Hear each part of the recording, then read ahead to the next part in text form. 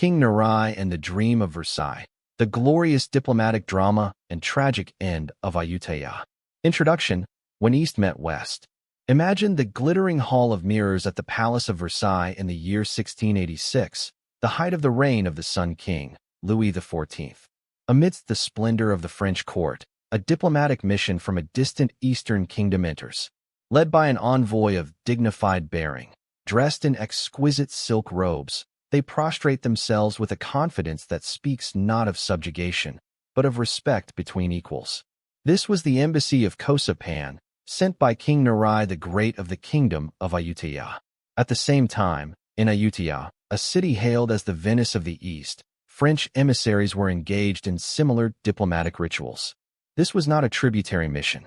This was a meeting of powers, a rare moment in history when East and West engaged as partners on the world stage. How was this extraordinary connection forged? What drove a Siamese king to seek an alliance across continents? And why did this glorious chapter end so abruptly and violently? This is the story of King Narai, a ruler of global vision, a great patron of the arts, and of his magnificent but ultimately tragic diplomatic drama, a tale of ambition, cultural exchange, and political intrigue that forever changed the destiny of the Kingdom of Siam. Chapter 1. The jewel surrounded Ayutthaya in a world of powers. When King Narai ascended the throne in 1656, the Kingdom of Ayutthaya was one of the wealthiest and most powerful empires in Southeast Asia. Its capital, an island city at the confluence of three rivers, was a true global metropolis. Merchants from China, Japan, India, Persia, and Europe all gathered there to trade. But this prosperity was under threat. A new and formidable power had emerged in Asian waters, the Dutch East India Company, or VOC. The Dutch were not just interested in trade, they sought absolute monopoly. With their powerful navy and ruthless business tactics, they were systematically squeezing out commercial rivals and imposing their will on the region's kingdoms. King Narai, an intelligent and far-sighted ruler, recognized this danger. He understood that to counter the power of the Dutch, he could not rely on his own strength alone. He needed a counterweight, a powerful ally from Europe to create a balance of power. He looked towards the nation then at the zenith of its own glory, the France of the Sun King, Louis XIV. Chapter 2.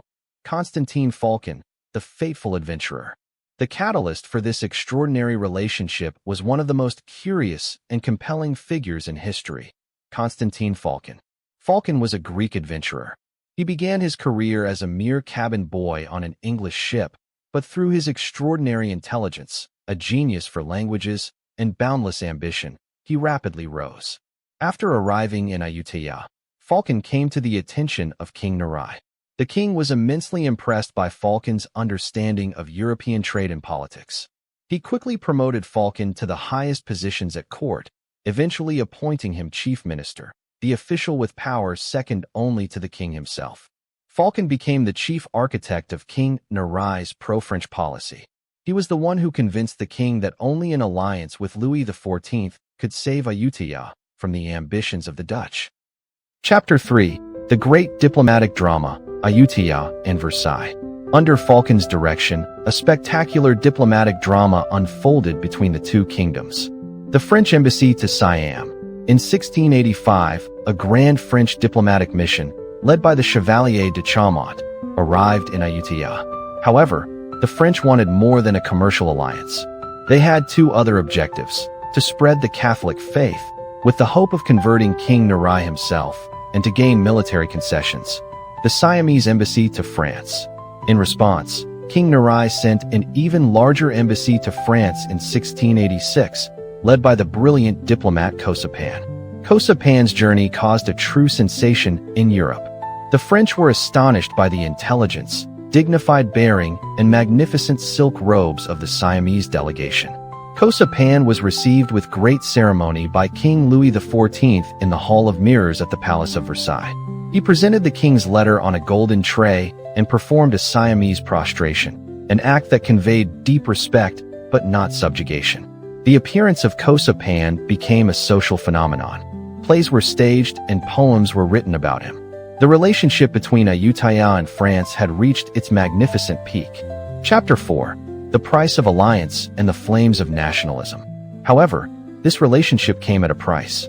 To solidify the alliance, King Narai agreed to allow a contingent of French troops to be stationed at two strategic Siamese forts, Mergui on the Bay of Bengal and Bangkok, then a small fortress on the Chao Phraya River. This act, while perhaps a shrewd strategic move in the minds of the king and Phaulkon, was a fatal mistake. For the Siamese nobility and the powerful Buddhist clergy, allowing a foreign, heretical army to garrison their motherland was an unacceptable humiliation. It was seen as a sign that Phaulkon and the foreigners were gradually seizing power and could even threaten the Buddhist faith itself. An anti-foreign, anti-French, and anti-Phaulkon movement began to smolder silently within the court. The flames of nationalism had been kindled, and the leader of this movement was a powerful figure, Phetracha, the commander of the Royal Elephant Corps. Chapter 5. The Revolution of 1688, Collapse and the Closing of the Door. The tragic drama reached its conclusion in the year 1688. King Narai, then residing in his summer palace at Lopburi, suddenly fell gravely ill. Phetracha seized the opportunity.